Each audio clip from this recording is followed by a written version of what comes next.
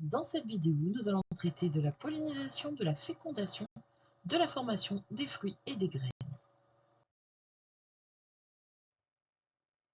Alors, la pollinisation, c'est le fait que le grain de pollen soit transporté des anthères où il a été formé vers le stigmate du pistil qu'il va féconder, en tout cas de la fleur qu'il va féconder. Donc on peut avoir des pollinisations entomophiles, c'est-à-dire qu'ils vont utiliser des transporteurs qui sont souvent d'ailleurs des insectes. Donc, sur le grain de pollen, on a un revêtement extérieur, qu'on appelle aussi une ornementation ou encore exine, qui du coup a une structure qui lui permet de s'accrocher au poil des insectes.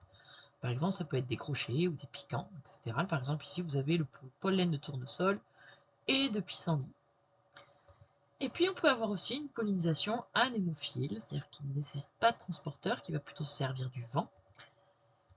Et on va avoir de ce fait des grains de pollen qui sont relativement légers, avec une exine qui est lisse, et on peut même avoir des présences d'ailettes pour avoir une pollinisation qui aille beaucoup plus loin en termes de distance. Donc par exemple ici, le pollen de paturin, qui est une poacée, et d'onagre, ici, qui montre des ailettes par exemple. On va, dans cette partie, traiter de la formation du tube pollinique. Donc vous connaissez ici mon pistil avec mon ovaire en orange. Donc voilà, on grossit un petit peu. Et donc, une fois que la pollinisation est faite, mon grain de pollen est déposé sur le pistil, et à condition que les conditions météorologiques soient réunies, on va avoir une germination. Il y a également une autre condition essentielle. Pour que ce grain de pollen puisse germer et que le tube pollinique puisse croître convenablement, en tout cas ne pas être stoppé, il va falloir qu'il y ait une compatibilité. C'est-à-dire que par exemple, les plantes qui ont une fécondation allogame, c'est-à-dire qui nécessitent forcément une fécondation croisée, qui ne peuvent pas être auto-pollinisées par exemple, vont empêcher littéralement ce grain de pollen soit de germer, soit vont arrêter la croissance du tube pollinique. Donc là, ici, dans le cas où voilà, il n'y a pas ce genre de problème, il n'y a pas d'auto-incompatibilité. Et donc, on a notre tube pollinique qui commence à croître, tout simplement.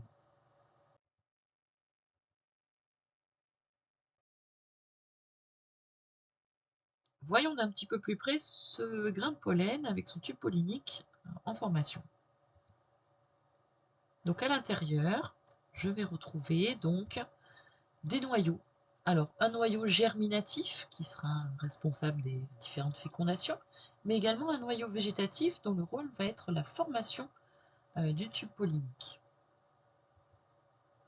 Évidemment, on retrouve encore l'exine qui est issue de l'anther, voilà, qui est 2 N. Par contre, les noyaux, eux, sont issus de la méiose, ils sont donc N, haploïdes donc. Et notre tube pollinique est issu donc du noyau végétatif, donc lui aussi est haploïde.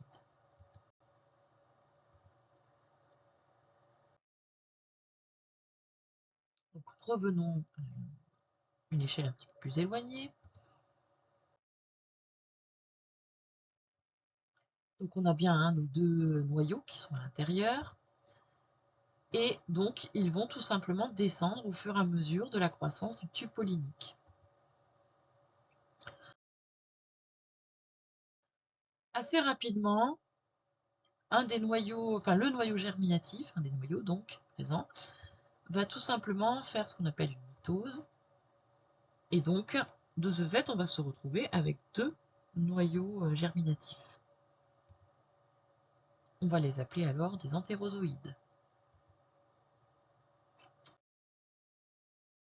Donc tout ce petit monde-là descend au fur et à mesure que le tube pollinique croît déjà dans le style, et puis il va atteindre l'ovaire.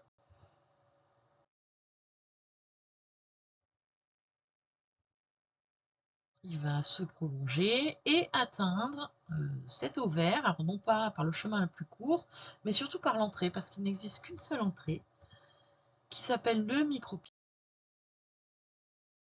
Et dès que le tube pollinique a atteint cette entrée, à ce moment-là, le noyau végétatif ne sert plus à rien puisque sa seule fonction était de la construction du tube pollinique.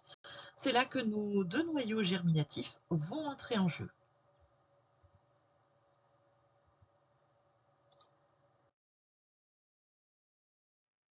Ici, ils vont procéder à ce qu'on appelle une double fécondation.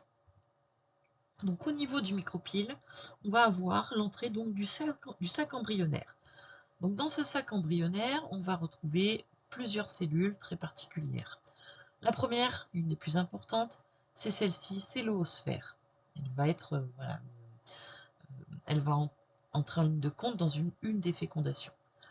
Elle est accompagnée de deux autres cellules, elles aussi haploïdes. Toutes ces cellules sont issues de la méiose, qui concerne les cellules du sac embryonnaire. Donc ces deux cellules sont des synergides, et on va retrouver aussi trois autres cellules en haut, qui sont des cellules qualifiées d'antipodes. Et donc on a ici deux noyaux, qui n'ont pas de séparation, je dirais, membraneuse ou autre, qui sont comme ça donc placés donc au milieu du sac embryonnaire. Et donc le micropyle est toujours situé à l'endroit où se situe en fait l'oosphère.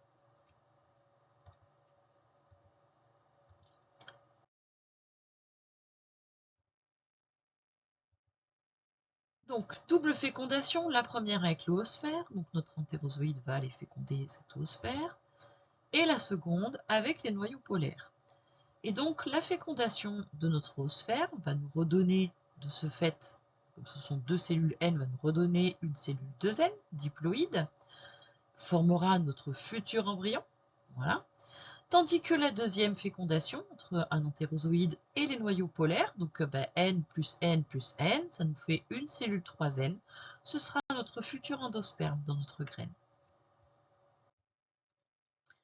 Alors justement, on va revoir, donc la fécondation ici est terminée, et on va passer de ce fait à la formation des fruits et des graines, donc du fruit et de la graine.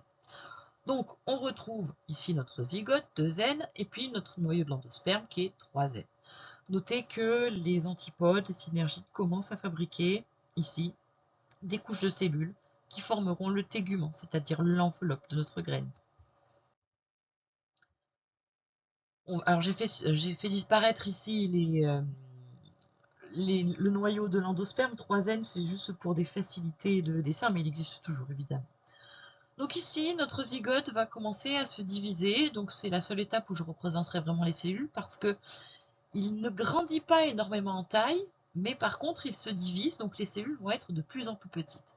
En tout cas, au début, il y a une première division qui établira ici une cellule basale qui restera toujours placée ici et qui permet de maintenir le futur embryon accroché à sa graine, et ici une cellule terminale qui, elle, va être responsable de la fabrication future de cet embryon.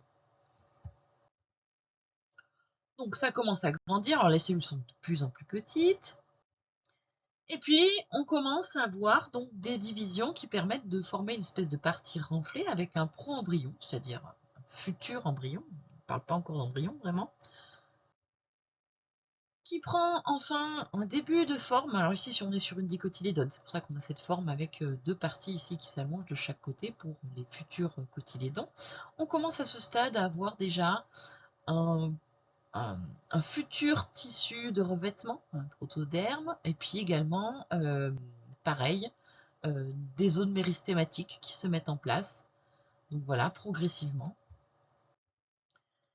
Et puis voilà, c'est presque fini. Notre embryon s'est développé au maximum, en tout cas pour être dans une graine. Le futur développement après sera lors de la germination, bien évidemment. Et donc, on va retrouver différentes parties. Alors, les cotylédons, ici, l'apex de la tige qu'on retrouve là, et puis l'apex de la racine, et notre cellule basale, ici, qui est restée telle qu'elle, quasiment, en termes de taille, qui permet de maintenir donc notre embryon dans sa graine. À noter ici que, pareil, les téguments, voilà, forment plusieurs couches de cellules. Je ne représentais qu'une, mais ça forme plusieurs couches de cellules pour plus de solidité. Et puis, le restant de notre ovaire est toujours là aussi.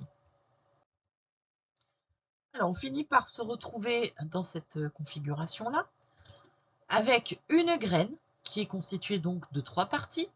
Les téguments, qui sont tout autour, mon endosperme, qui est ici, et mon embryon. Voilà les 3 composantes de la graine. Autour, j'ai le restant de mon ovaire, qui est donc, pardon, j'ai oublié les termes, qui est donc mon fruit, et lui-même est constitué de 3 couches en réalité, donc il y a 3 parties. Alors ça se voit un petit peu plus dans les fruits qui sont épais et qui sont charnus, dont on va parler juste après. On a une couche qui s'appelle l'exocarpe, le mésocarpe, et l'endocarpe, la plus interne. Voilà. Donc 3 couches qui forment ces fruits, et 3 éléments dans la graine, tégument, embryon, endosperme. Alors justement, à propos des fruits, donc il existe des fruits qui sont dits charnus, à très fort pourcentage d'eau. On va passer vite fait là-dessus puisque ça concerne surtout du maraîchage.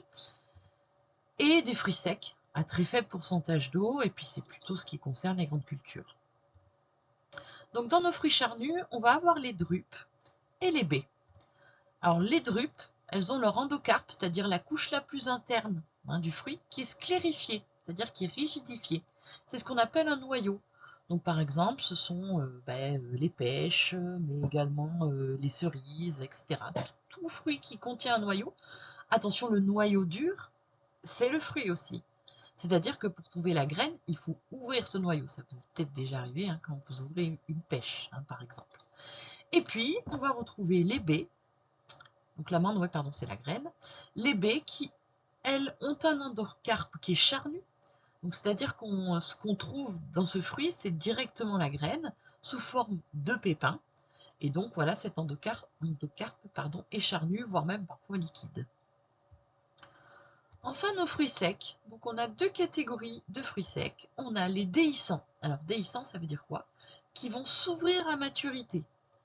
Et les indéhiscents, c'est-à-dire qui ne s'ouvrent pas. Et c'est-à-dire qu'on va récolter en fait le fruit et la graine en même temps. On ne peut pas les séparer. Pour les déhiscents, par contre, ils sont séparés. C'est-à-dire à la récolte, on va ne pas récupérer le fruit justement qui normalement d'ailleurs de toute façon s'ouvre à maturité. Donc on va retrouver les siliques, qui sont les fruits des brassicacées, donc du colza par exemple, qui vont s'ouvrir à maturité pour permettre la récolte des petites graines noires. Mais on a également les gousses, comme celle du pois et de toutes les fabacées d'ailleurs en général, qui s'ouvrent aussi à maturité. Et puis on peut retrouver aussi les capsules, comme on va retrouver sur les papaveracées, notamment sur le yet. Donc là, une capsule, c'est tout simplement comme une espèce de chambre dans laquelle vous avez toutes les graines très très petites, puisque ce sont des graines qui sont vraiment minuscules et qui sont en très grand nombre. Et cette capsule, elle s'ouvre par le haut et généralement c'est le vent qui disperse, par l'état naturel, c'est le vent qui disperse toutes ces graines. C'est pour ça que d'ailleurs qu'on peut retrouver un petit peu partout dans les jardins. Et c'est pour ça que le coquelicot aussi se répartit aussi bien dans la nature, et notamment dans les champs.